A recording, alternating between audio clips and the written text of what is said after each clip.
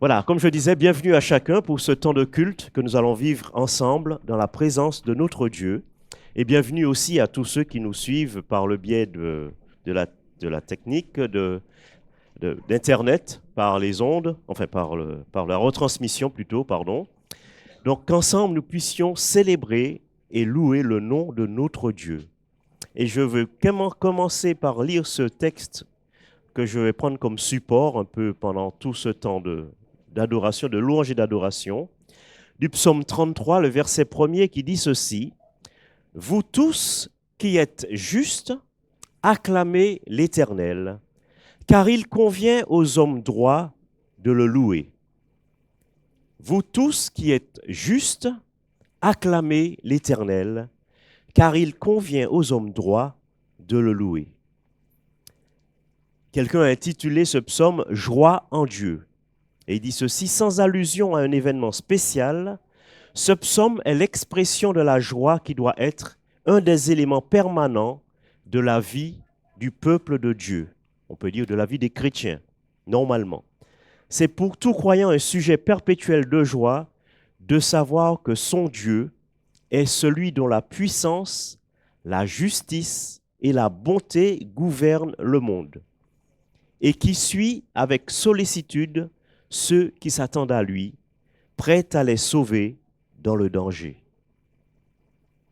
Vous qui êtes justes, acclamez l'Éternel. Je sais ce que je vous invite à faire par ce premier chant. Chante, chante, peuple joyeux, toi qui aimes ton Dieu. Je vous invite à vous lever pour chanter ce cantique.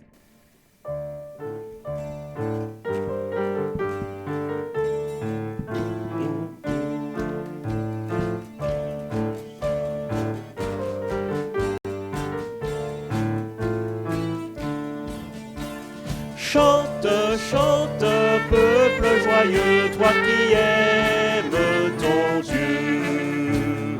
Chante, chante, peuple joyeux, toi qui aimes ton Dieu. Seigneur, nous te chanterons, nous proclamerons ton nom. En toi nous nous confions, tu es fidèle et bon. En toi nous nous confions, tu es fidèle et bon. Chante, chante, peuple joyeux, toi qui aimes ton Dieu. Chante, chante, peuple joyeux, toi qui aimes ton Dieu. Seigneur, nous te chanterons, nous proclamerons ton nom.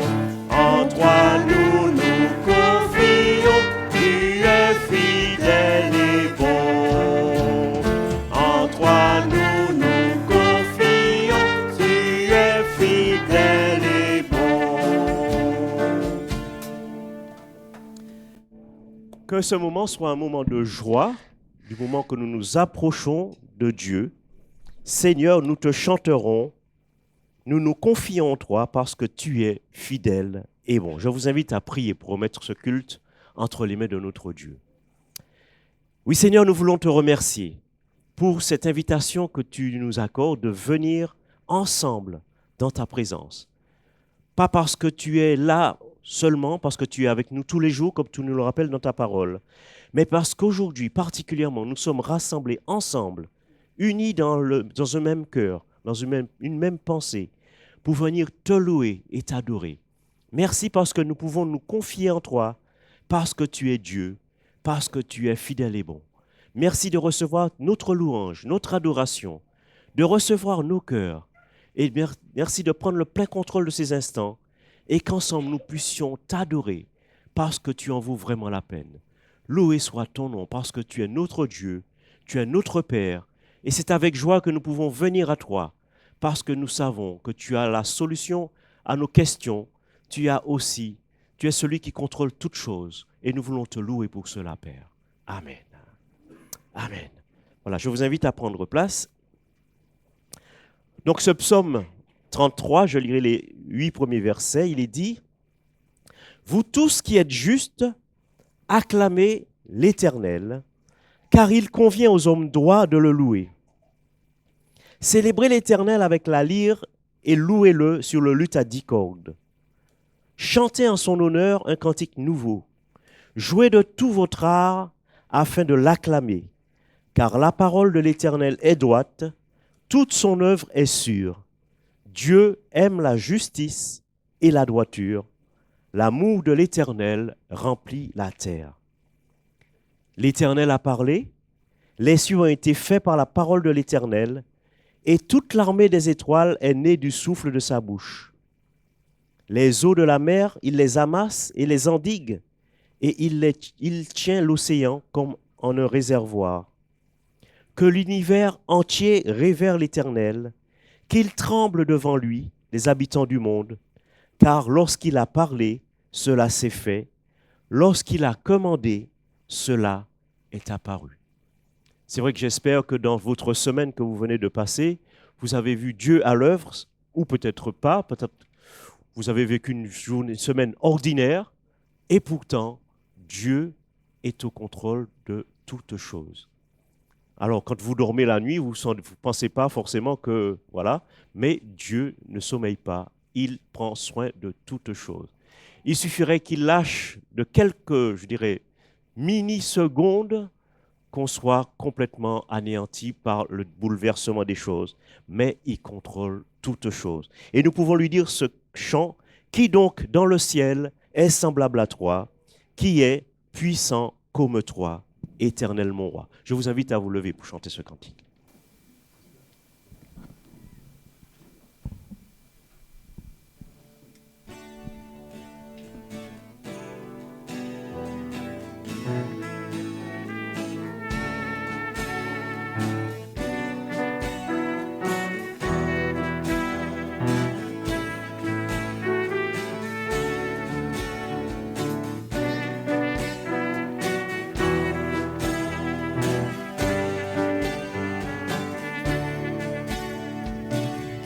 Donc dans le ciel est semblable à toi,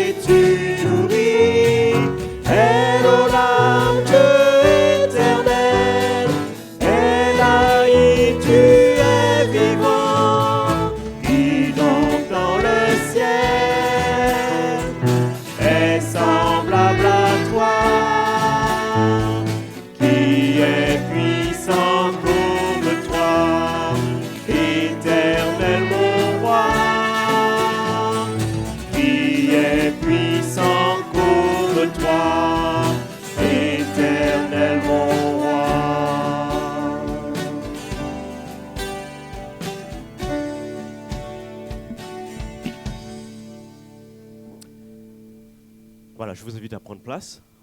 On va en chanter le prochain chant. Alors, j'ai écouté cette semaine ou la semaine dernière, je crois, une prédication sur la louange. Et la personne, l'orateur, parlait du fait qu'on vienne à la louange.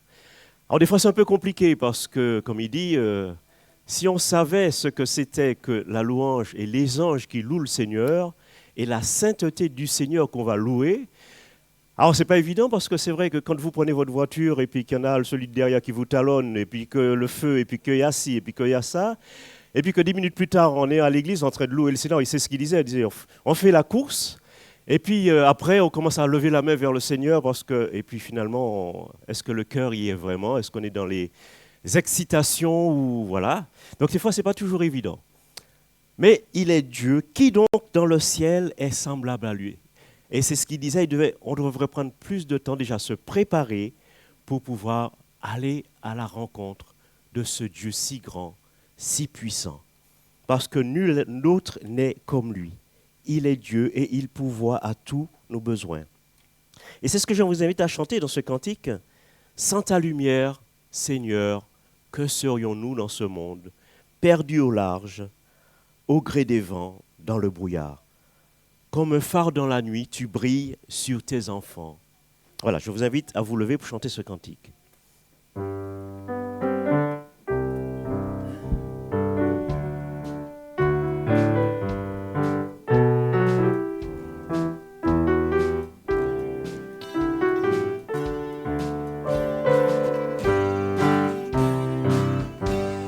Sans ta lumière, Seigneur, que ferions-nous dans ce monde, perdus au large, dans le brouillard, au gré des vents?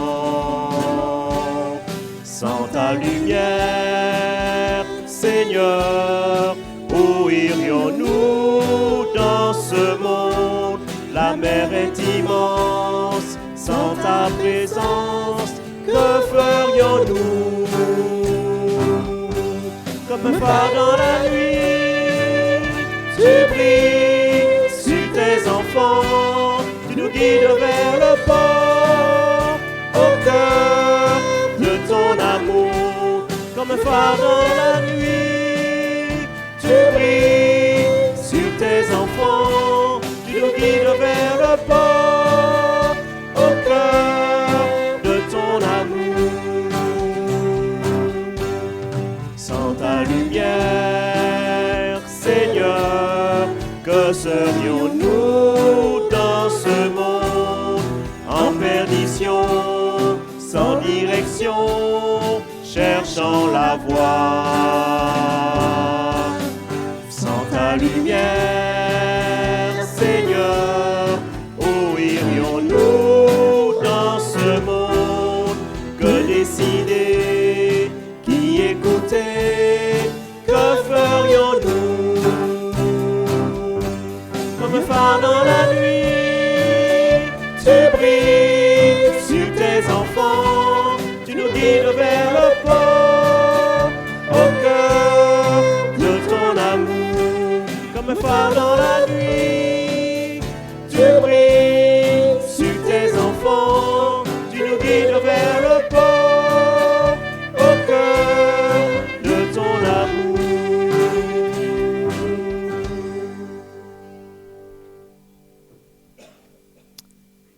Et nous voulons continuer à chanter à notre Dieu qui est infiniment grand, éternel, puissant.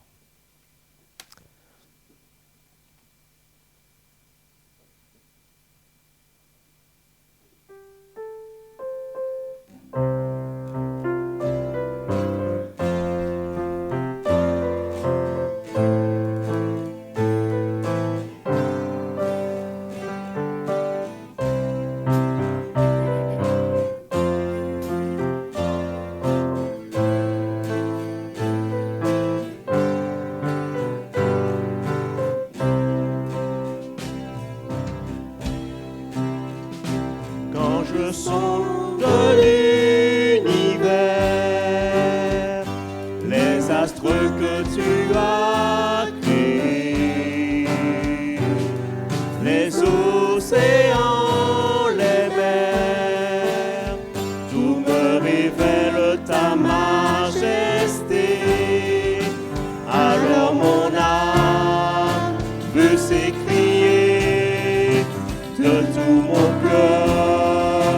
je veux chanter.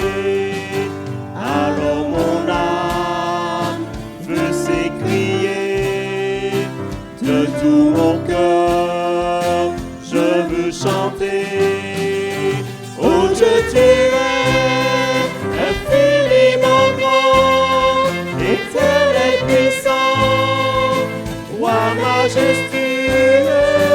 Oh, je dirai infiniment grand, éternel puissant, roi majestueux.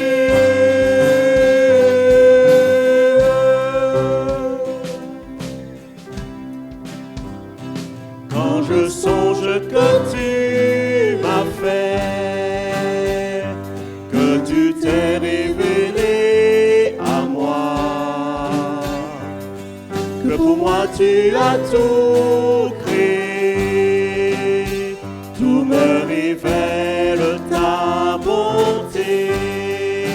Alors mon âme veut s'écrier de tout mon cœur, je veux chanter.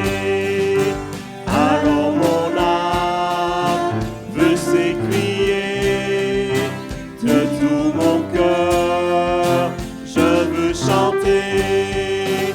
Oh, je dirai infiniment grand, éternel puissant, roi majestueux.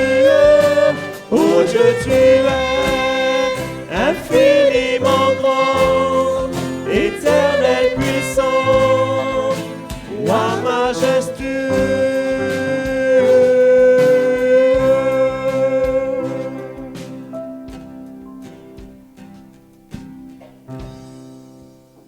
Voilà, je vous invite à prendre place.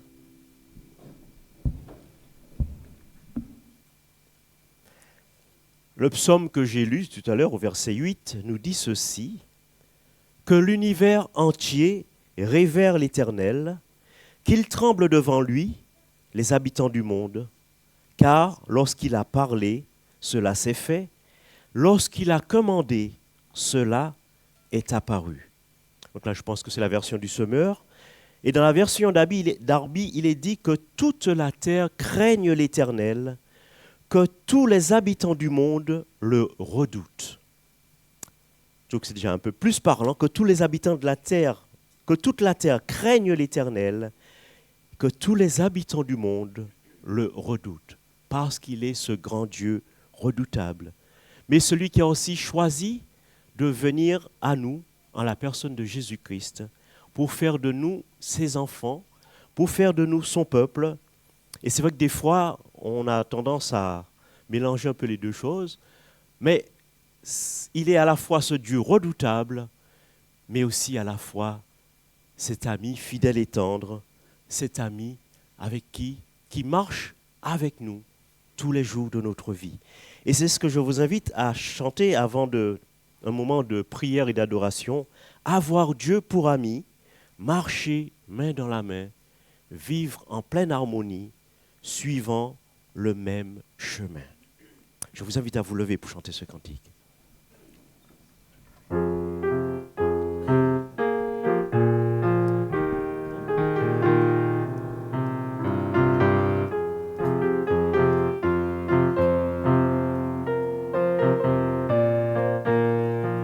Avoir Dieu pour ami, marcher main dans la main, vivre en pleine harmonie, suivre le même chemin. Avoir Dieu pour ami, marcher main dans la main, vivre en pleine harmonie, construire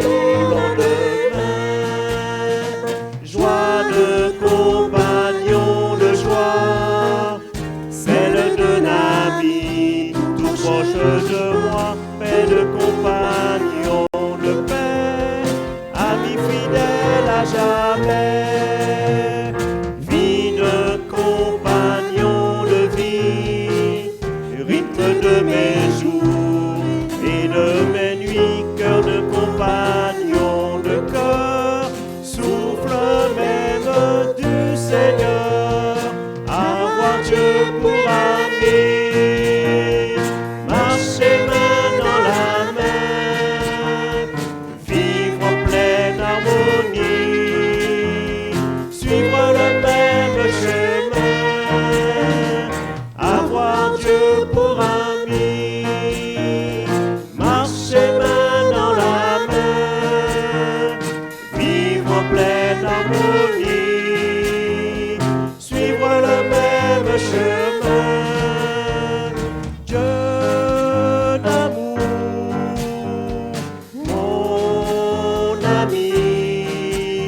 Chaque jour, je veux partager ta vie, avoir Dieu pour ami, marcher main dans la main, vivre en pleine harmonie,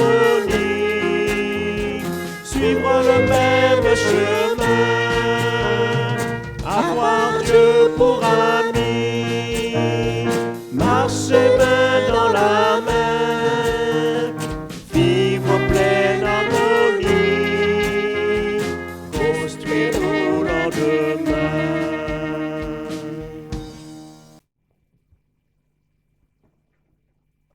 Il y a eu pas mal de bouleversements cette semaine, pas seulement dans le monde, mais dans notre présider le culte. Mais ouais, à la dernière minute, Gilson m'a demandé de préparer le message. Voilà, parce que Jean-Luc n'avait pas le temps de le faire. Voilà, mais Dieu pourvoit, c'est bien.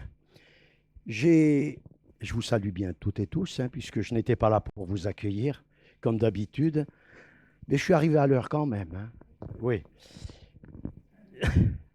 Donc, juste vous dire simplement que cette semaine, j'ai regardé par hasard une vidéo d'un prêtre orthodoxe qui vous sera communiqué par Gilson, puisqu'il a le listing de toutes les personnes qui fréquentent cette église en présentiel ou en distanciel. Qu'est-ce qu'on cause beau maintenant, hein? On a enrichi le vocabulaire. Et vous aurez cette vidéo. Moi, je vous dis, faites l'effort d'aller jusqu'au bout. Elle fait 28 minutes. 28 minutes d'un témoignage époustouflant d'un homme qui a vécu, comme d'autres, une sorte de mort, de mort physique, et qui en est revenu, mais qui a vu, entendu des choses. Alors, on peut croire ou ne pas croire à l'expérience, ça je ne vais pas vous dire, c'est un témoignage authentique, mais ce qu'il dit vaut la peine d'être entendu. Un prêtre orthodoxe qui remet en question son ministère, qui remet en question la manière dont il a cru et dont il a prêché l'Évangile, dont il s'est acquitté de ses fonctions de ministre du culte avec toutes les traditions, les rituels, etc. Et dans cette vidéo, à un moment donné, le Seigneur se présente devant lui et il lui pose une simple question. Me connais-tu vraiment? Et vous? Est-ce que vous le connaissez vraiment? Vous connaissez M. Trump? Si. Vous connaissez notre président? Vous connaissez Zelensky? Vous les avez vus? Alors, ils tournent en boucle actuellement. Vous les connaissez, vous savez qu'ils existent. C'est tout. Mais vous ne les connaissez pas. Vous dites, je connais Jésus. Mais le connaissez-vous vraiment? C'est l'objet de cette prédication. Alors, on doit viser entre les yeux de Jérôme, je crois. On appuie. Ça ne marche pas. Est-ce... Je ne sais pas. C'est bien au milieu. Alors, deux lectures. 2 Pierre 3, 18, il est dit « Mais croissez dans la grâce et dans la connaissance de notre Seigneur et Sauveur Jésus-Christ. À lui soit la gloire, maintenant et pour l'éternité. Amen. » Le deuxième texte, dans 2 Corinthiens 2, 14, « Grâce soit rendue à Dieu, qui nous fait toujours triompher en Christ et qui répand par nous, en tout lieu, l'odeur de sa connaissance. » Et qui répand en tout lieu l'odeur de sa connaissance. À propos du verset de la lettre de Pierre, un pasteur a écrit ceci. La grâce et la connaissance sont les deux pieds du théologien que j'essaye d'être. Le but ultime de la foi, c'est de grandir dans la grâce et la connaissance de Jésus, le Christ. Quel que soit notre âge et quelle que soit notre ancienneté dans la foi, Nous sommes toujours encouragés à grandir, à progresser en sainteté, en fidélité, en amour pour le Seigneur et à mieux le connaître. Le texte de Paul est complémentaire, car à travers le triomphe de Christ à la croix et les victoires que le Seigneur nous accorde dans nos combats, dans nos épreuves personnelles, il nous utilise, quelles que soient les circonstances que nous traversions, pour répandre en tout lieu la bonne odeur de sa connaissance. Comme le dit ce théologien que je viens de citer, l'appel à être un parfum de Christ est une belle façon de parler de sa foi.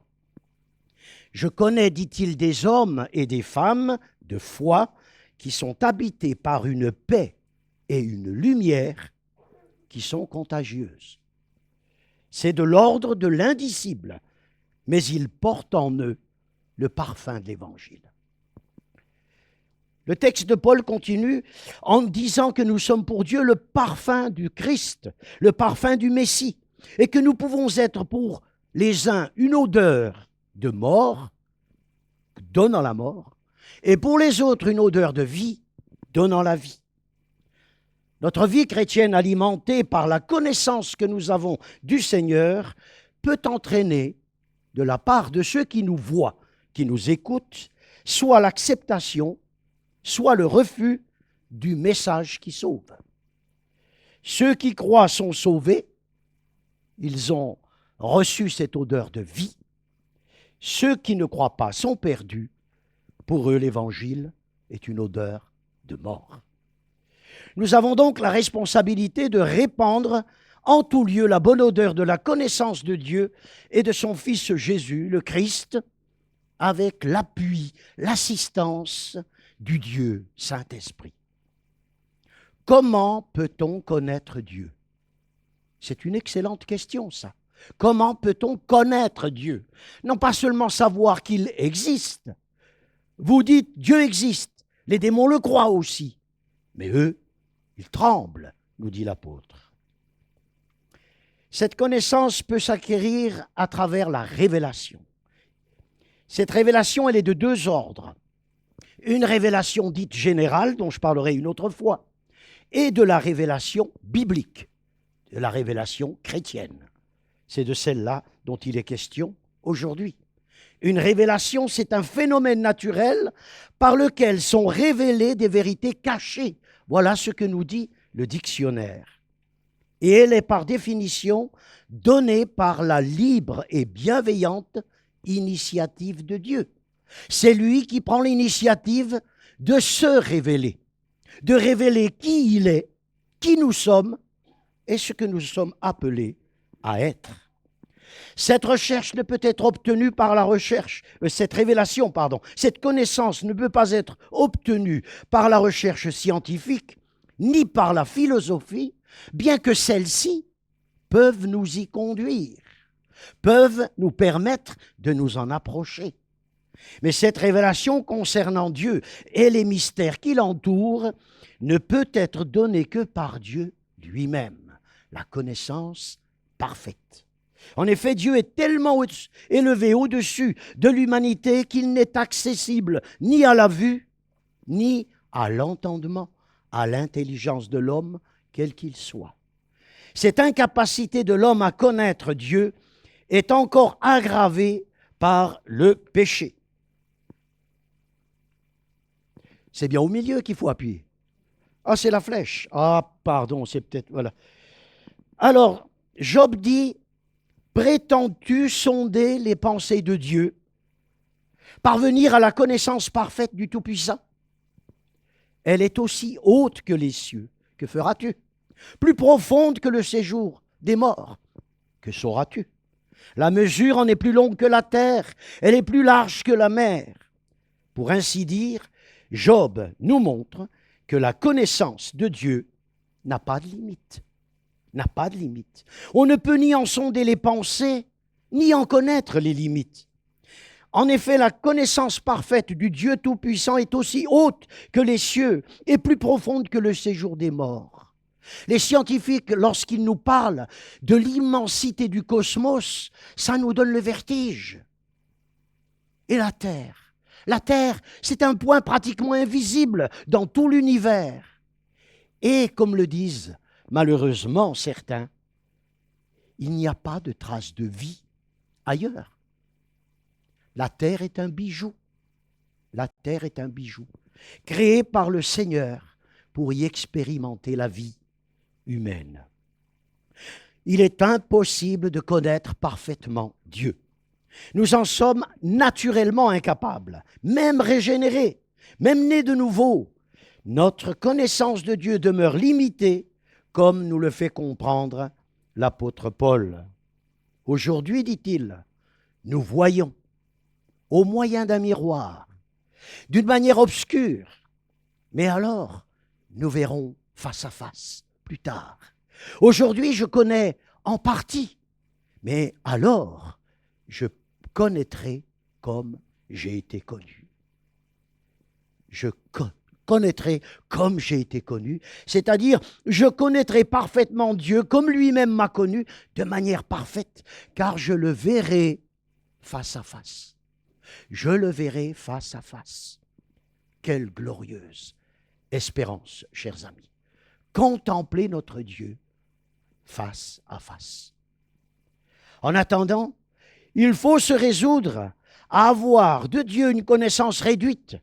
Celle-ci ne nous permet pas d'avoir toutes les réponses à nos problèmes, à toutes nos questions. Dans Job 23, verset 1 à 9, c'est petit, nous voyons le patriarche qui est affecté par la souffrance. Il a perdu tous ses gosses, tous. Il a perdu tous ses biens, partis en fumée. Lui-même est dans un état de désespoir, d'affliction terrible, au point que sa femme, elle lui dit, mais alors, ça sert à quoi de croire? Arrête de croire, arrête de mettre ta confiance dans ce Dieu qui t'a abandonné.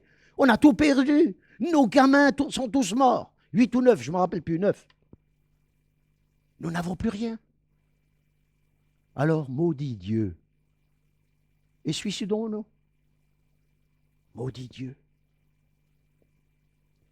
Il essaye, lui qui s'estime juste, d'atteindre Dieu, de le rejoindre pour plaider sa cause et obtenir des explications. Pourquoi moi qui suis un bon croyant, et un croyant qui est loué, qui est admiré dans toute la cité, comment moi, un croyant qui n'a rien à se reprocher, je suis atteint de cette manière, dans ma chair, dans mes biens?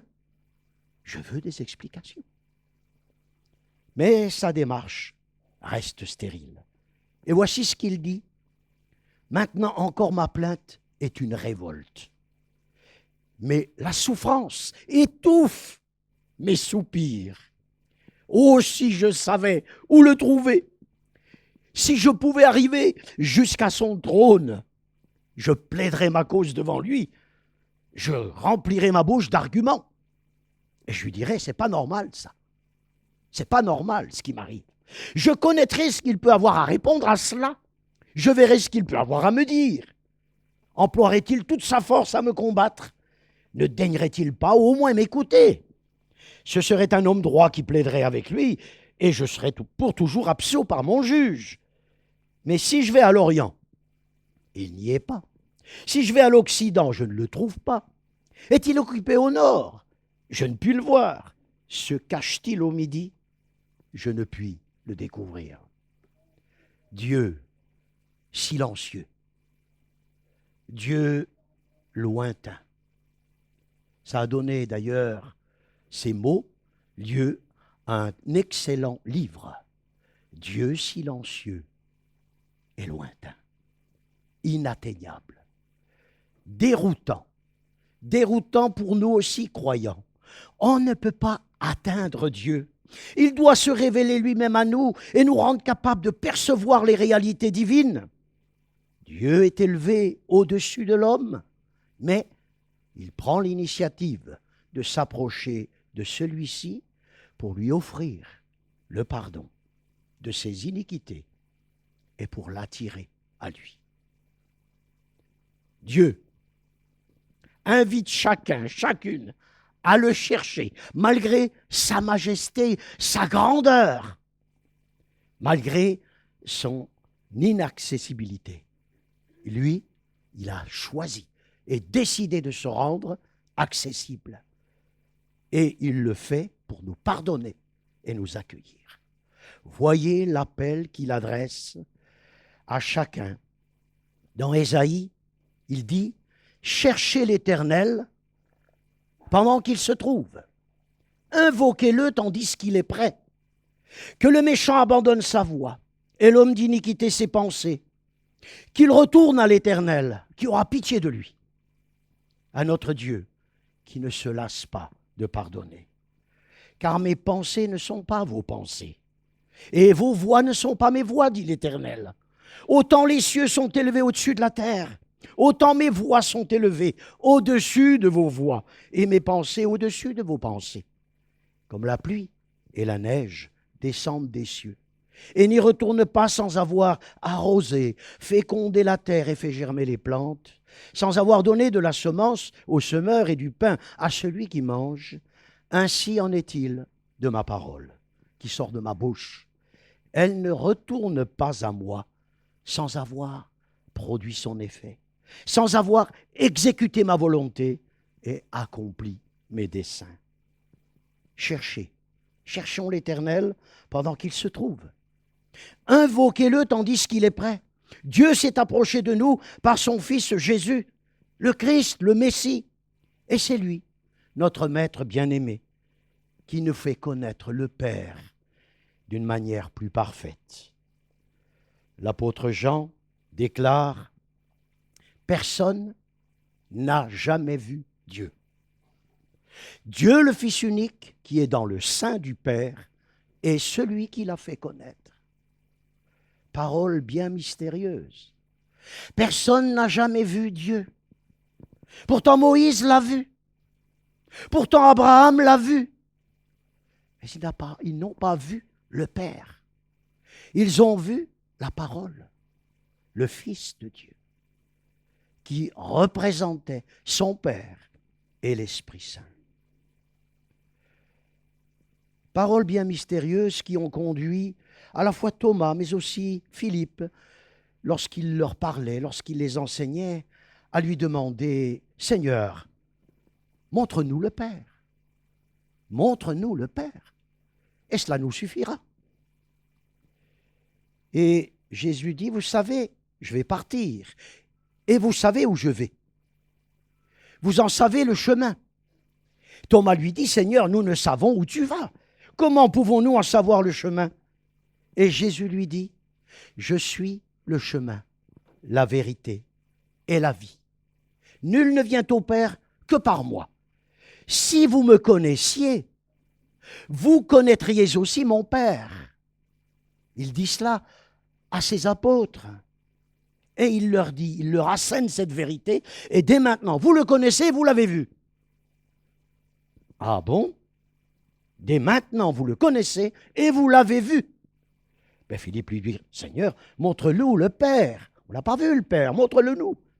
Philippe, lui dit le Seigneur, il y a si longtemps que je suis avec vous et tu ne m'as pas connu, Philippe. Tu ne m'as pas reconnu. Celui qui me voit ou m'a vu a vu le Père. Comment dis-tu, montre-nous le Père? Tu n'as rien compris donc.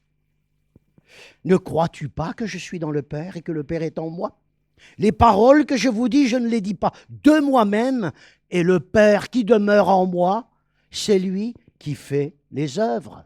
Croyez-moi, je suis dans le Père est en moi. Croyez du moins à cause de ses œuvres. En me voyant, tu vois le Père.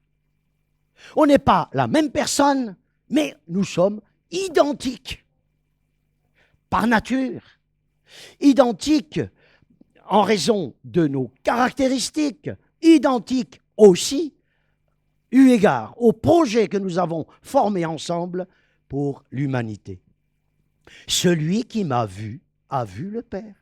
Le Père dont il dit qu'il est le seul souverain, le roi des rois, c'est dans Timothée, le Seigneur des Seigneurs qui seul possède l'immortalité et qui habite une lumière inaccessible que nul homme n'a vue et que nul homme ne peut voir, sous peine de mort, et à qui appartiennent l'honneur et la puissance éternelle. Tout ce que l'on peut connaître de Dieu, le Père, c'est le Fils qui nous le révèle et personne d'autre. Parce que personne ne connaît le Fils si ce n'est le Père. Et que personne non plus ne connaît le Père si ce n'est le Fils et celui, ça fait partie de, c'est vous, celui ou celle à qui le Fils veut le révéler. Cette déclaration forte nous est rapportée dans Matthieu. En ce temps-là, Jésus prend la parole et il dit « Je te loue, Père, Seigneur du ciel et de la terre, de ce que tu as caché ces choses aux sages et aux intelligents, et de ce que tu les as révélées aux enfants, à celles et ceux qui ont un cœur d'enfant. Oui, Père, je te loue de ce que tu l'as voulu ainsi. Toutes choses m'ont été données par mon Père, et personne ne connaît le Fils si ce n'est le Père.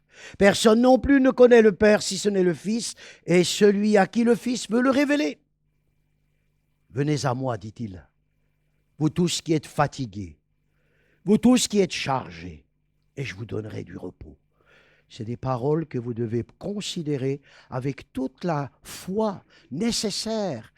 Dans n'importe quelle situation, vous approchez de Dieu. Non pas simplement croire que Dieu existe, mais que Dieu est un Dieu personnel avec lequel vous devez non seulement nouer une relation intime, mais la développer au maximum pour qu'il fasse partie de votre vie et pour que vous fassiez partie de la sienne. Prenez mon joug sur vous et recevez mes instructions, car je suis doux et humble de cœur, et vous trouverez le repos pour vos âmes. Car mon joug est doux, mon fardeau est léger. Et Paul écrit encore, comme il est écrit, ce sont des choses que l'œil n'a point vues, que l'oreille n'a point entendues et qui ne sont point montées au cœur de l'homme, des choses que Dieu a préparées pour ceux qui l'aiment, pour ceux qui aiment Dieu. Dieu nous les a révélées par l'Esprit, car l'Esprit sonde tout, même les profondeurs de Dieu. Qui donc parmi les hommes connaît les choses de l'homme, si ce n'est l'Esprit de l'homme qui est en lui? De même, personne ne connaît les choses de Dieu, si ce n'est l'Esprit de Dieu. Or, nous n'avons pas reçu l'Esprit du monde, mais nous avons reçu l'Esprit qui vient de Dieu, afin que nous connaissions les choses que Dieu nous a données par sa grâce. Et nous en parlons, non avec des discours qu'enseigne la sagesse humaine, mais avec ceux qu'enseigne l'Esprit, en employant un langage spirituel pour désigner des choses spirituelles. Mais l'homme naturel, l'homme psychique, n'accepte pas les choses de l'Esprit de Dieu, car elles sont une folie pour lui, ça n'a aucun sens. Et il ne peut les connaître parce que c'est spirituellement seulement qu'on en juge. L'homme spirituel, au contraire, juge de tout, et il n'est lui-même jugé par personne. Car qui a connu la pensée de Dieu pour l'instruire? Or, nous avons la pensée de Christ. Avons-nous la pensée de Christ? De ne savoir rien d'autre que Jésus-Christ crucifié pour mes péchés et d'être rempli de reconnaissance pour ce Dieu qui m'a tant aimé et qui a payé un prix faramineux pour que je sois réconcilié avec lui. Pour recevoir toutes ces révélations, il faut croire en Dieu, Père, Fils et Saint-Esprit, croire qu'il existe et qu'il récompense, dit l'apôtre aux Hébreux, ceux qui le cherchent. Il faut s'approcher de lui avec foi, s'approcher de lui par la prière et lui demander humblement de se révéler davantage à nous et d'augmenter notre confiance en lui. Ce n'est pas le tout de croire que Dieu existe. Il faut aussi croire qu'il nous accompagne, qu'il est avec nous tous les jours, jusqu'à la fin des temps, qu'il chemine pas seulement à nos côtés, mais qu'il est en nous, puisque nous sommes son temple, son habitation en esprit. Alors passons plus de temps dans la prière personnelle, dans la prière en groupe, en présentiel si possible, c'est beaucoup mieux. Passez plus de temps à lire et à méditer sa parole, la Bible, et faites-le en invoquant l'Esprit Saint pour qu'il vous guide dans la compréhension de sa volonté, de ses pensées, afin que ces pensées deviennent nos pensées. Nous avons encore tellement de progrès à faire pour lui plaire et pour le servir d'une manière qui soit digne et qui lui soit agréable. Alors, prions vraiment que Dieu nous aide à grandir dans sa grâce et dans sa connaissance. Et je terminerai par cette citation dans 1 Jean. Si nous gardons ses commandements, nous savons par cela que nous l'avons connu. Par contre, celui qui dit « je l'ai connu » ou « je le connais » et qui ne garde pas ses commandements est un menteur, est une menteuse. Et la vérité n'est point en lui. Mais l'amour de Dieu est véritablement parfait en celui qui garde sa parole, et par cela, nous savons que nous sommes à lui. Celui qui dit qu'il demeure en lui doit marcher aussi comme il a marché lui-même.